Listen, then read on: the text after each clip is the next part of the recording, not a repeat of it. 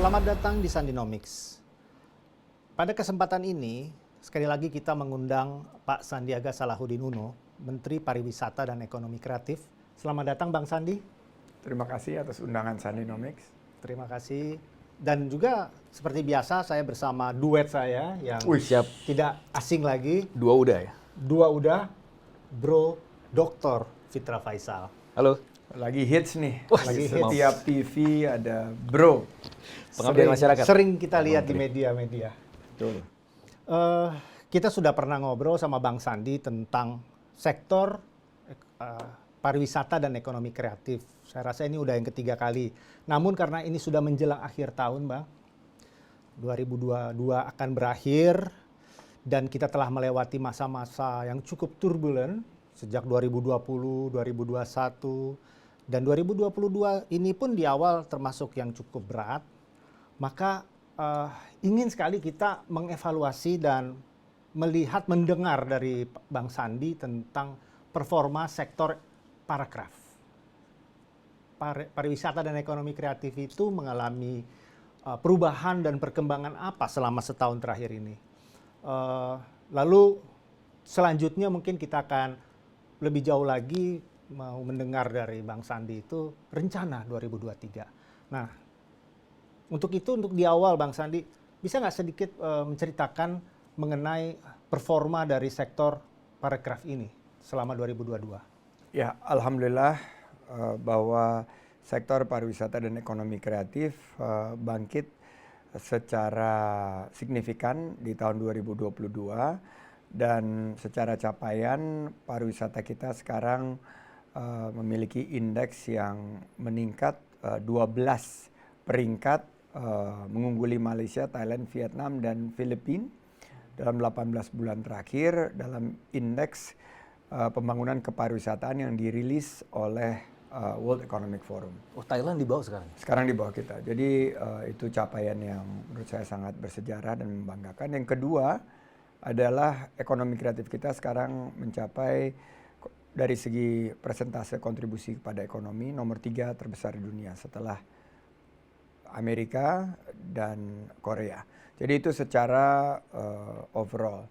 Dari lapangan kerja tahun 2022 ini kita mentargetkan 700.000 lapangan kerja baru di sektor ekonomi kreatif dan 400.000 lapangan kerja baru di sektor pariwisata. Sehingga secara total ada 1,1 juta lapangan kerja baru yang berhasil diciptakan untuk menjadi kebangkitan karena saat pandemi 2020-2021 lebih dari 1 juta lapangan kerja yang hilang. Jadi kalau kita lihat dari kebangkitan sektor parekraf mulai bulan Februari ini persiapan, Maret itu mulai pengumuman, April itu baru dibuka untuk wisatawan mancanegara. Dan April sampai Juli adalah persiapan terutama dengan beberapa side event G20. September itu ada World Tourism Day. Awal Oktober itu ada World Conference on Creative Economy. Dan November itu puncaknya G20. Sehingga kalau kita lihat capaian sektor parekraf, ini ada yang sangat menggembirakan. Pertama, kunjungan wisatawan mancanegara. Di bulan Oktober tahun 2022, kita sudah mencapai 3,92 juta kunjungan wisatawan mancanegara yang jauh di atas batas atas dari estimasi 3,6 juta. Nah ini baru sampai bulan Oktober. Dengan trajektori 600.000 per bulan kunjungan wisatawan mancanegara, maka target kita untuk mencapai outlook akhir tahun 2022 itu ada di angka 5 sampai 5,2 juta kunjungan wisatawan mancanegara. Itu sudah impas dengan kondisi sebelumnya atau? Oh masih jauh, karena kondisi sebelumnya kan 16 juta lebih ya. Tapi yang menarik, nah nilai devisa pariwisata yang ditargetkan 1,7 miliar per Oktober itu sudah mencapai lebih dari 4 miliar US dollar. Artinya big spender semua. Jadi ini transisi ke pariwisata yang berkualitas dengan lama tinggal wisatawan dan kualitas belanja kepada ekonomi lokalnya itu meningkat secara tajam. Dan kita targetkan bisa di atas 5 miliar US dollar. Juga kontribusi PDB pariwisata kita mulai bangkit dari angka yang hanya di level 2,2% 2020 naik ke 2,4%, loncat signifikan sekarang sudah di angka 3,6, targetnya adalah bisa mencapai angka 4%. Yang menjadi tentunya andalan kita juga adalah pergerakan wisatawan Nusantara. Ini dulu dihitungnya masih menggunakan data-data yang manual, sekarang sudah menggunakan mobile positioning data. Targetnya ini adalah di angka 660 juta, tapi berdasarkan data terakhir kelihatannya kita bisa menembus angka 800 juta pergerakan wisatawan Nusantara. Tutup tahun 2022 ini? Tutup tahun 2022. Dari segi ekonomi kreatif, target kita adalah di atas 1.300 triliun nilai tambah ekonomi kreatif dengan nilai ekspor bisa mencapai 25 miliar dolar. Nah, ini yang menurut saya suatu capaian yang patut kita syukuri. Kalau kita bedah kunjungan wisatawan mancanegara ini di tabel yang ditampilkan bahwa ada posisi di 2019 yang puncaknya waktu itu 16 juta. Jadi kita sekarang dengan capaian 5 juta itu berarti kita sepertiga dari 2019 dari angka pre-pandemic number. Kalau nggak salah, Bang Menteri, dulu sempat ada visi untuk mencapai 20 juta. Ya, kunjungan. 20 juta. 20 juta. Belum pernah nyampe itu. Belum pernah nyampe. Nyampenya 16 juta di 2019. Kira-kira kapan tuh bisa sampai dengan kondisi? Nah, disinilah yang kita sekarang karena dengan konsep transformasi tren terbaru pariwisata yang bergerak menuju quality and sustainability, kita mesti hitung lagi. Karena kita nggak mau over tourism. Kita mau mereka yang datang itu tinggal lebih lama, berkualitas kepada ekonomi lokal, memberikan dampak yang positif terhadap lingkungan, dan lain sebagainya. Dan kalau kita lihat dari kunjungan wisatawan mancanegara nih breakdown-nya ya, bahwa Australia di posisi cukup tinggi, Malaysia, Singapura, India, Inggris, Amerika, dan Timor Leste. Ini 3 pintu masuknya. Bali masih nomor 1, Ngurah Rai, disusul Soekarno-Hatta dan Batam. Demand daripada kunjungan booking, nah ini menarik sekali nih karena kemarin ini ada undang-undang KUHP yang baru saja diketok. Pertanyaannya seperti apa? Kita melihat bahwa booking atau pemesanan ini sangat robust, terutama dari pasar-pasar baru kita. Karena dulu itu kan kita fokusnya di Eropa, di Asia Utara. Sekarang ini bergerak ke Australia, juga Amerika, serta India.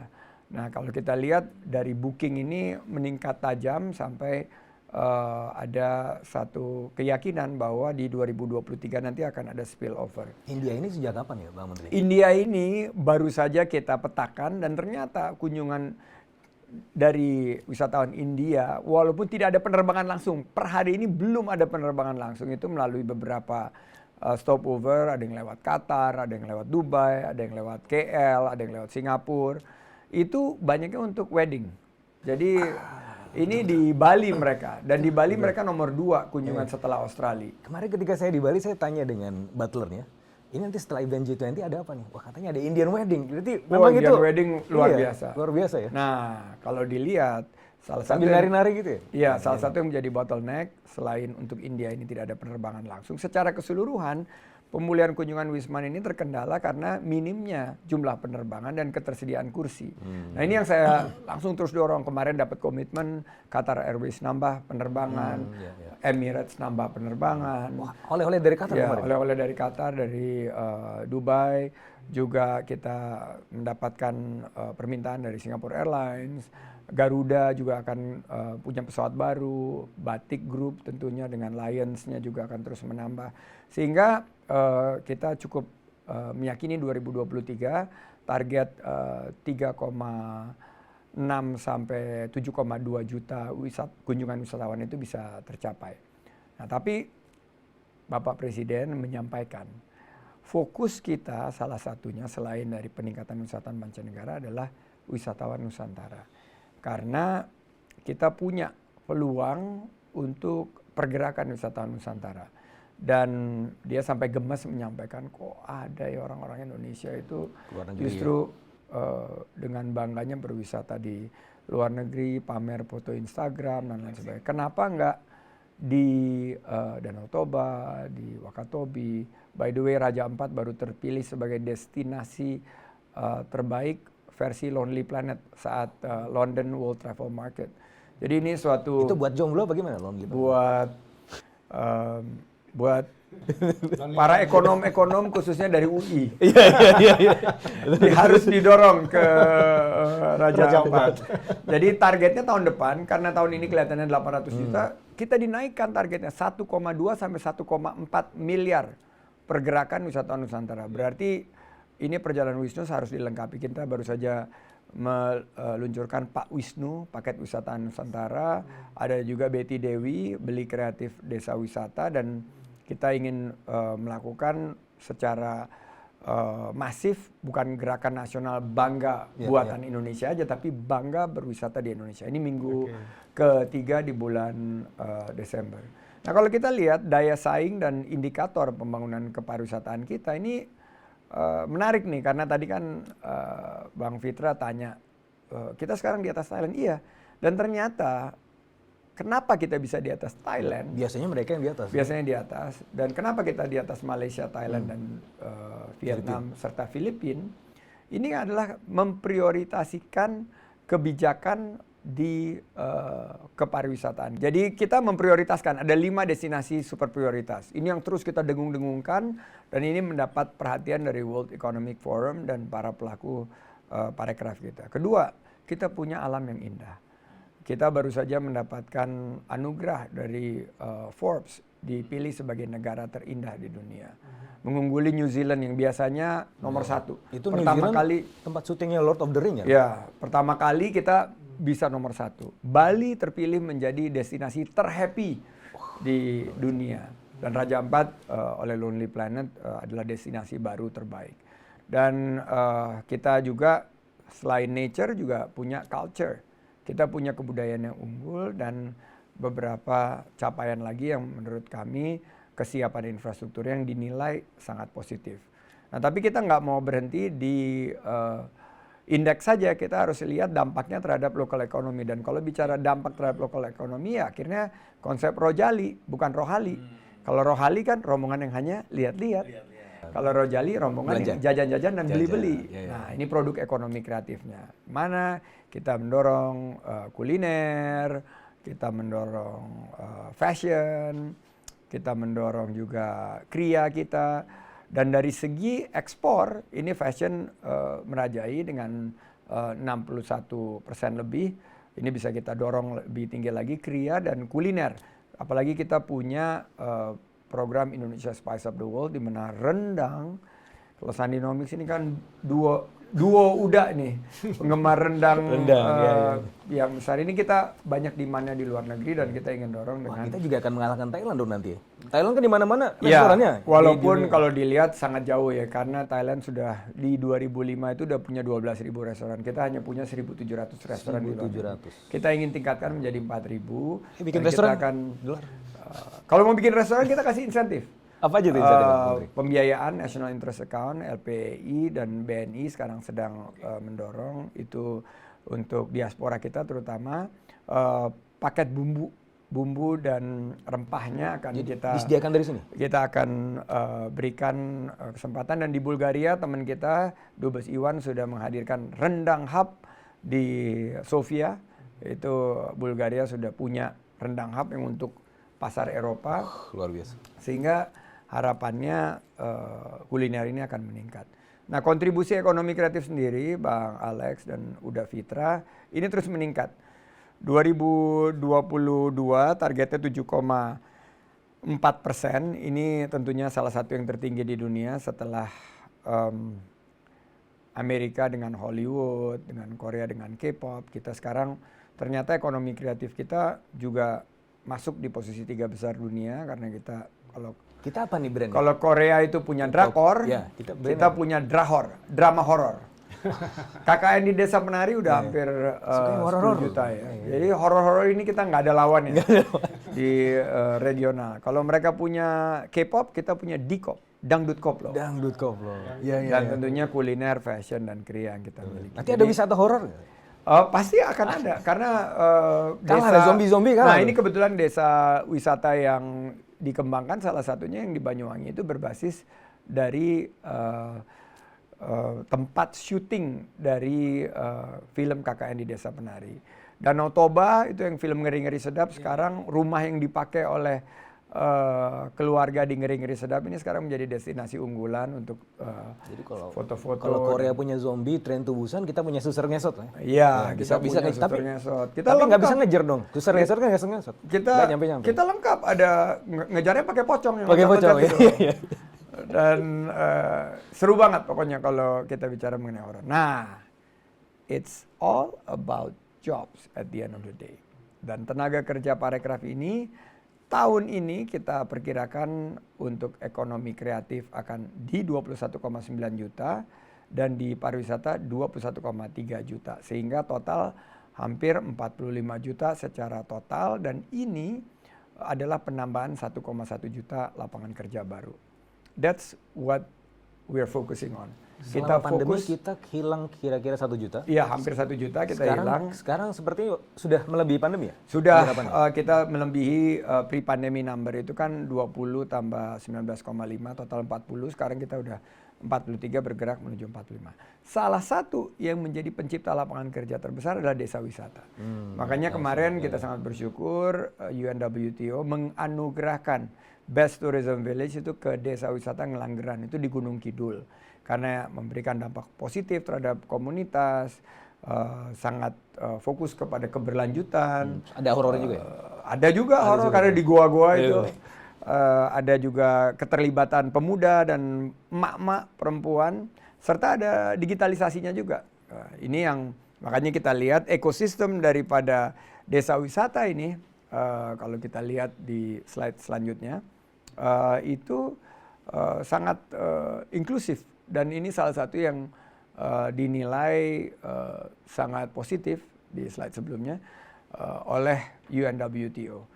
Jadi ini kita harapkan akan menjadi tren, dan ada 4.000 desa wisata yang seperti Ngelanggeran ini yang sedang kita kembangkan. Dan inilah pariwisata berbasis komunitas. Ini konsep desa wisata ini unik Indonesia atau di negara lain juga? Di negara lain ada, tapi Indonesia salah satu pionir. Dan waktu itu ada menteri kita yang sangat dipandang mungkin menjadi figur yang inspiratif di program pariwisata berbasis desa atau komunitas atau masyarakat ini, yaitu Bapak almarhum I Gede Ardike. Dia ini salah satu pencetus konsep desa wisata. Makanya di Bali ini kan desa-desa wisatanya penglipuran desa wisata terbersih di dunia dan lain sebagainya. Nah, kalau kita lihat dampaknya desa wisata ini di slide selanjutnya itu 9 triliun rupiah, dan jumlah lapangan kerja, kesempatan kerjanya itu 350.000, dan kalau kita lihat total tambahan PDB per desanya ini 23%. Saya melihat bahwa ini kesempatan kita untuk mempercepat pemulihan kita dengan program unggulan kita adalah di desa wisata atau pariwisata yang berkelanjutan. Nah, bicara mengenai 2023 karena kita udah bulan Desember dan banyak yang menanyakan outlook, kita sekarang masuk fase recovery karena saya bagi 3 fase. Jadi waktu terakhir diundang pertama kali kita masih berpikir mengenai survival. Jadi di slide selanjutnya ini kita bicara bagaimana quick wins, low hanging fruits yang bisa kita ciptakan. Nah, sekarang kita sudah lewat nih fase survival, masuk ke recovery. Tahap kedua berarti. Tahap kedua, dan ini Indonesia, wah saya merasa bangga gitu. Waktu diundang ke Riyadh kemarin, karena kesuksesan G20, Joe Biden yang nyalamin saya sendiri kan waktu dia mau naik ke Air Force One, dia bilang Indonesia punya keindahan alam, sumber daya alam yang melimpah, juga masyarakat yang ramah tamah, tapi juga kepemimpinan, leadership, dan saya artikan ini kepada kepemimpinan di sustainable tourism. Nah, makanya Joe Biden ini katanya orang Padang juga. Joe Biden, iya. Ajo Biden. Ajo Biden, betul. Jangan-jangan dia punya sate Padang juga. Iya. Nah, recovery ini kemarin di Riyadh kita bicarakan, dan Indonesia ada di panel pertama karena konsep sustainable tourism dan inclusive tourism itu kita salah satu yang kembangkan, dan ini nanti akan kita tingkatkan. Baru tahun 2024 target kita menciptakan 4,4 juta lapangan kerja, dan kita akan tumbuh dan mengakselerasi ini. Ini mungkin beberapa data-data yang akan mendukung 2023. Ada yang bilang bahwa ada potensi resesi global, tapi dengan fokus kita kepada wisata Nusantara, kami meyakini ada ini kalau kita bicara healing ini bukan lagi tertiary ya. Jadi ini udah mulai primary, anak-anak muda ini healing jadi sebuah kebutuhan primer ya. Jadi primary, jadi healing, refreshing, benerin feeling tiap-tiap 2 bulan sekali. Tapi nggak bikin kantong kering, apalagi kepala pening. Nah itulah kita lihat sentimen konsumen Indonesia yang tetap positif. Pasar domestik akan menjadi kekuatan cerah kita. lah ya, terang lah semuanya. Terang. Mudah-mudahan nih, makanya kita berdoa banget nih, termasuk yang undang-undang KUHP ini bisa kita atasi. Pasar domestik yang akan kita terus genjot dengan beberapa program. Dan terakhir ini saya ingin sampaikan konsep pariwisata berkelanjutan. Pak Wisnu ini apa? Ini Paket apa? wisata Nusantara. Ini ya, jadi Wisnu Pak ini nih apa? Ya, Korea, keturunan Korea. Pak? Ya, ini Pak Wisnu. Pak Wisnu, paket wisata Nusantara. Betty Dewi beli kreatif desa wisata. Ini jadi Pro Dewi. Mamma ada Mia. Homi, Hot Deals bersama mitra, ini promo-promo bersama InJourney, Traveloka, Garuda, Mr. Aladin. Ada juga PDKT-in aja. Nah ini perjalanan ke destinasi bersama keluarga dan teman di Indonesia aja. Jadi udah fitrah harus kubur-kubur mimpi nonton Piala Dunia, nontonnya di TV aja atau di destinasi wisata, dan ini Sampai Indonesia Piala Dunia. sampai Indonesia Piala Dunia. Saya aja kemarin sampai di Qatar nggak nonton karena ketua umum saya Pak Prabowo Nggak bilang, boleh ya? bersumpah sampai Indonesia masuk. Sumpah Gajah Mada dong berarti. Itu Sumpah Gajah Mada. Saya udah di sana, udah pegang tiket, akhirnya kasih ke Radit dan teman-teman yang nonton. Luar biasa. Nanti pariwisata berkelanjutan mungkin Kapan-kapan saya ikut ya mendampingi kan saya nggak ikut bersumpah. Oh ya, silakan. Kalau itu sih nggak ada masalah. Pak Sandi nggak ikut. Ya, karena Sandinomics punya ini prerogatif sendiri.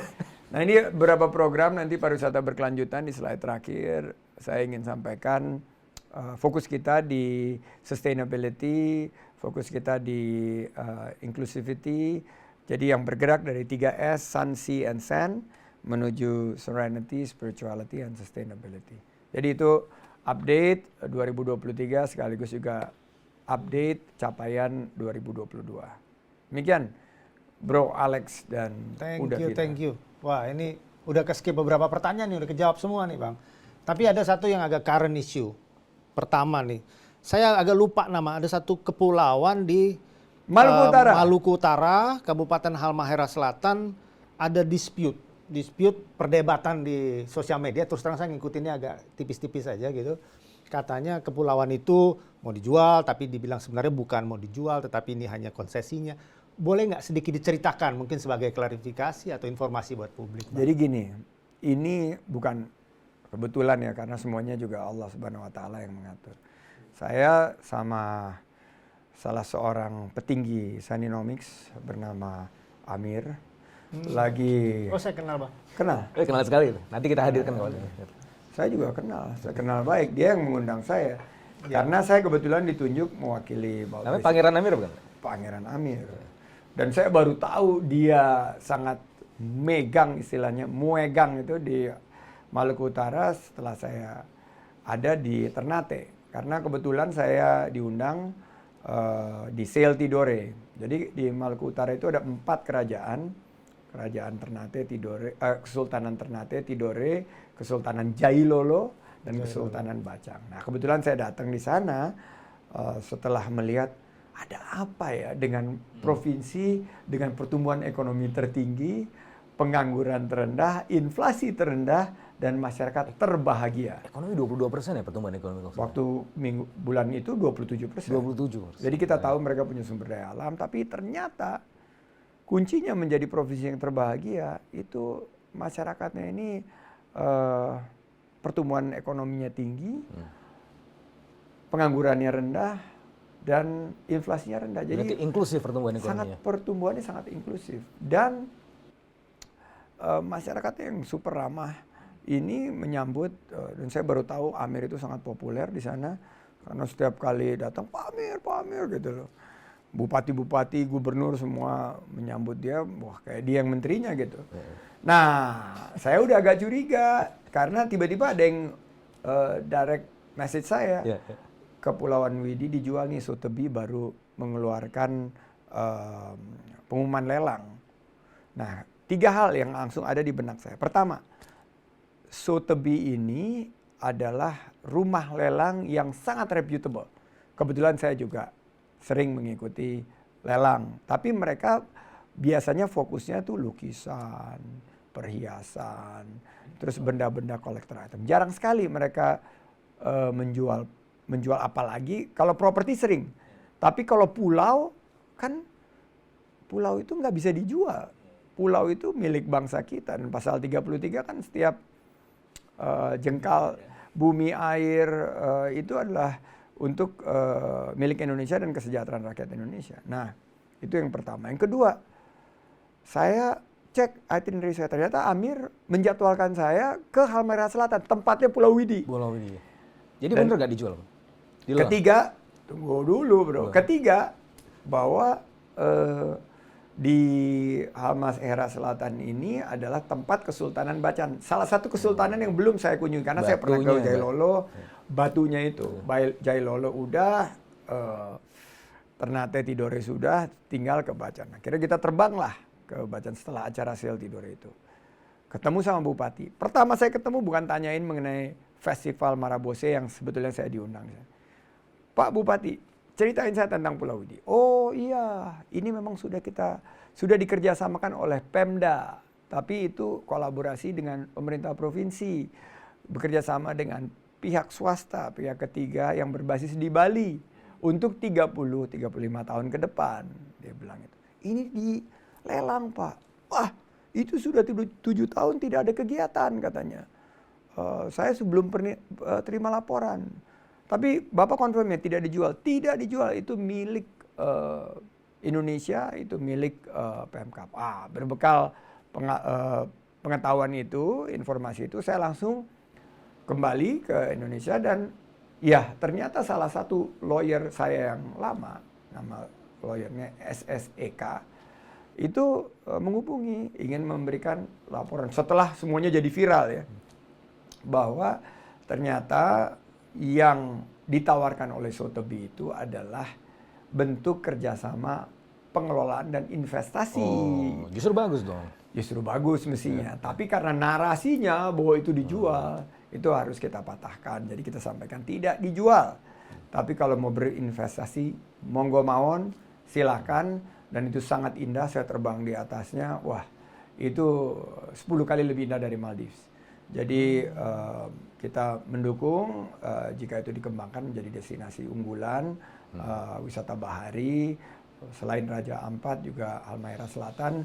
Halmahera Selatan ini pertumbuhannya tinggi karena memiliki sumber daya alam yang luar biasa di Pulau Obi ya. Pulau Obi itu jadi selain daripada destinasi yang memiliki sumber daya alam yang melimpah, juga memiliki kepulauan yang indah. Jadi ini yang menurut saya akan kita bantu luruskan dan kita fasilitasi agar proses ini, saya diberitahu oleh perusahaan yang menandatangani kerjasama ini ada 18 investor besar yang sangat tertarik untuk menanamkan modal pengembangan berbasis konservasi, dan itu yang membuat saya senang. Karena basisnya konservasi. Basisnya itu adalah pelestarian alam. Jadi pariwisata itu merupakan tambahan. Yang ditawarkan itu adalah conservation.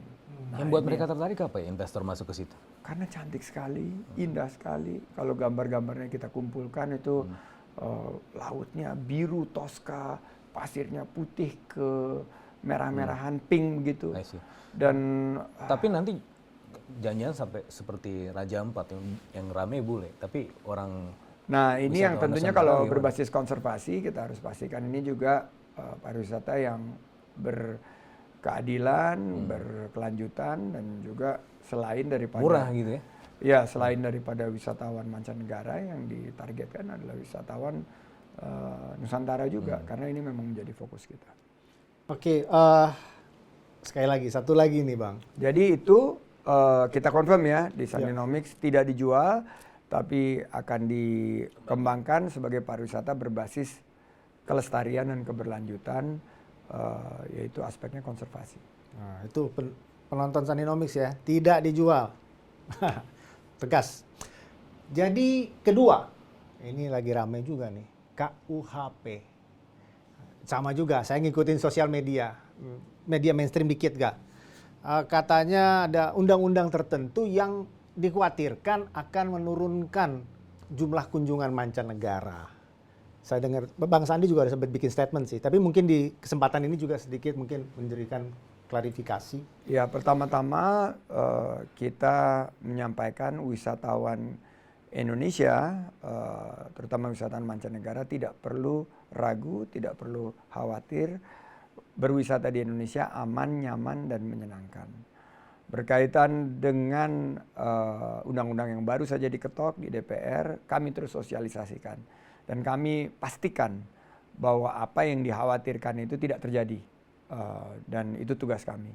Jadi secara kebetulan, dan mungkin ini juga udah diatur sama yang di atas, Bu Made yang Deputi Bidang Pemasaran saya tugaskan untuk ada di Sydney dan beberapa perwakilan kita di pasar-pasar utama Indonesia. Jadi Australia, di Singapura, Malaysia, India, UK, dan Amerika untuk menjelaskan secara proaktif kepada mitra-mitra kita, kepada travel agent, kepada tour operator, wisatawan-wisatawan yang sudah membeli, membooking, dan membayar, bahwa mereka tidak perlu khawatir. Dan alhamdulillah per Jumat kemarin, close of business, belum ada, saya garis bawahi, belum ada pembatalan secara signifikan. Jadi berita yang beredar itu katanya ada masif pembatalan segala macam. Ya, itu yang saya luruskan sekarang. Kan kita bicara fakta ya. Belum ada. Dan ini berita konfirmasi dari laporan on the ground. Jadi bukan katanya-katanya, tapi data yang berbicara. Nomor 2, saya baru saja mendapatkan laporan dari GM dari Bandara I Gusti Ngurah Rai bahwa kunjungan wisatawan mancanegara 3 hari terakhir ini justru setelah diketok hari Selasa, Rabu, Kamis, Jumat justru meningkat wisatawan mancanegara, terutama dari Australia untuk pasar Bali. Dan di Jakarta juga kami mendapatkan data yang sama. Jadi per Jumat kemarin itu data yang kami pantau bahwa belum ada penurunan kunjungan wisatawan.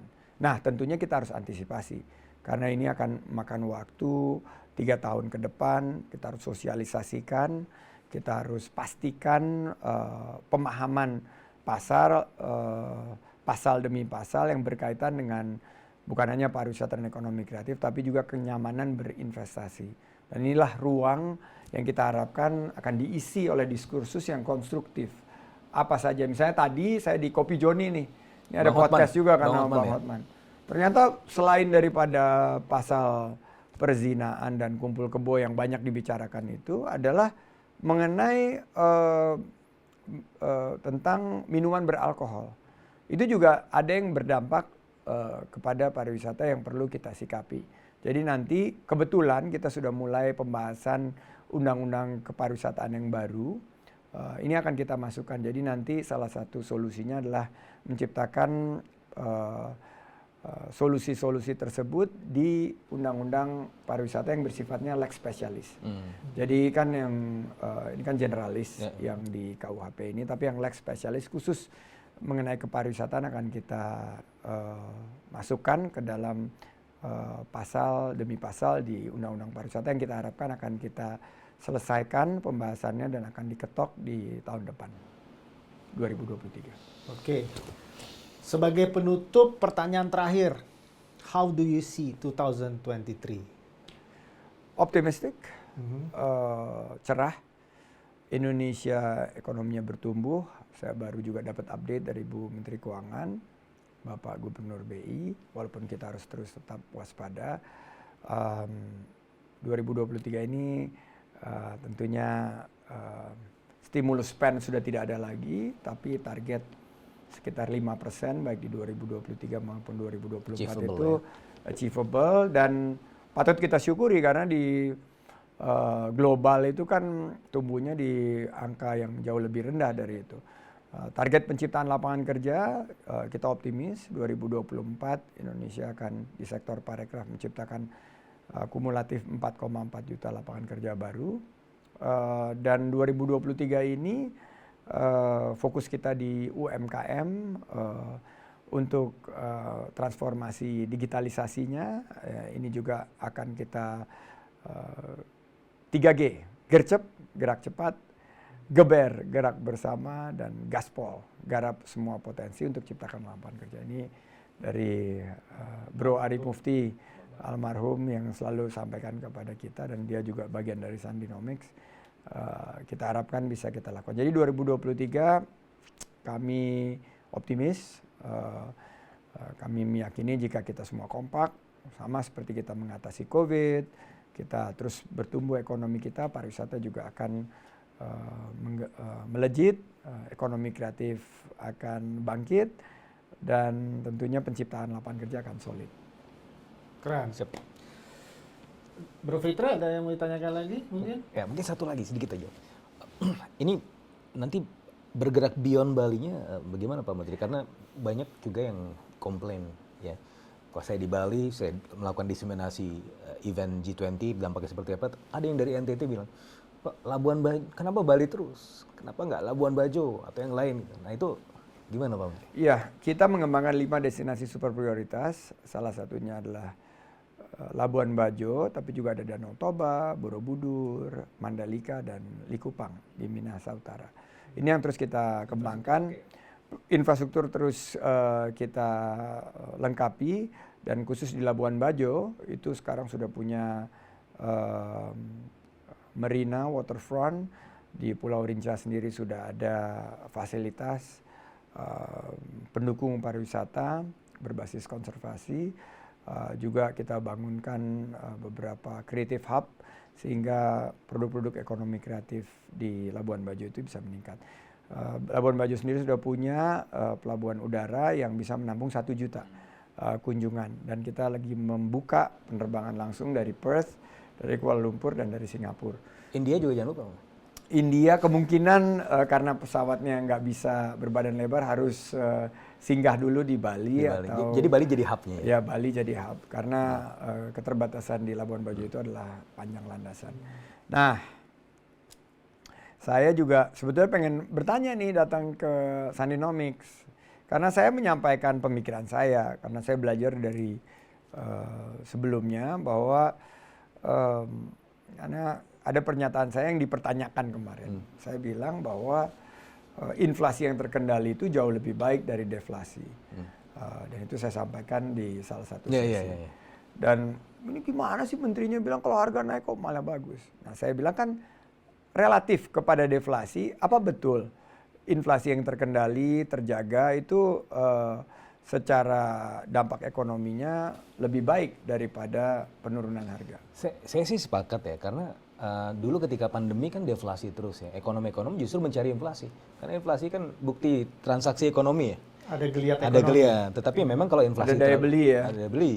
Tapi kalau inflasi memang terlalu berlebihan, itu memang harus dikendalikan. Jadi ya saya sepakat, memang inflasi yang terkendali itu mantranya untuk sustainable economy. Dan kira-kira berapa inflasi yang pas, yang terkendali itu? Saya rasa sesuai dengan target BI 3 plus minus 1% lah. Itu yang jadi 3 plus minus 1%. Yang ideal. Jadi kalau itu yang bisa teman-teman UKM pakai sebagai panduan, tahun depan bisa tercapai 3 plus minus 1%. Masih bisa. Asal kita tahun bisa. ini berapa inflasi kita kira-kira? 5. Harusnya 5%-an ya. 5%-an. Tapi dengan pertumbuhan kita November kemarin kan 5,4 year on year. Sedikit up ketika naik ketika bahan bakar BBM naik, terus flattening. Kayaknya Desember juga akan flattening. Kisaran 5 ya, max ya. Which is good sebenarnya dibandingkan dengan misalnya di Inggris, di Amerika Serikat bahkan ya. Mereka kan di atas 7%, 8%. Kita Saya masih lihat oke. benar nggak nih teman-teman di Sandinomics, inflasi ini berbanding terbalik dengan tingkat kepuasan pemerintah. Jadi semakin inflasi naik, semakin tidak puas. Kemarin kan waktu BBM itu tingkat kepuasan kepada pemerintah sempat turun di angka 60%. Sekarang terakhir saya lihat di 70-an% lagi ke atas. Apakah karena ini inflasi terkendali? Kalau pada dasarnya sih dari riset-riset yang pernah kita terima, bahwa sensitivitas publik terhadap pemerintah itu nomor 1 ada di harga. Kedua, masalah lapangan kerja. Jadi ketika harga naik, mereka sensitif gitu. Ketika harga turun, mereka lebih senang gitu. Dan itu ternyata begitulah realita publik Indonesia. Jadi inflasi itu penting. Oke, pencerahan terima kasih dari Sandinomics. Sama-sama. Dan sukses untuk teman-teman. Ini jadi ekonom The Rising Star. Ya. Terima kasih. Dan buat Pak Alex, kita tunggu Maluku Utara. Siap. Ekonom stand up komedian. Komika. Iya. Kominomics ya. Kominomics. Oke, mungkin kita perlu bikin additional program stand up comedy. Boleh. Nanti Sandinomics kita urut satu-satu. Boleh. Kita stand up. Terima kasih sekali lagi Bang Sandi, terima kasih Bro Fitra, dan terima kasih pemirsa Sandinomics. Jangan lupa subscribe, like YouTube Sandinomics, dan sampai jumpa di kesempatan lain.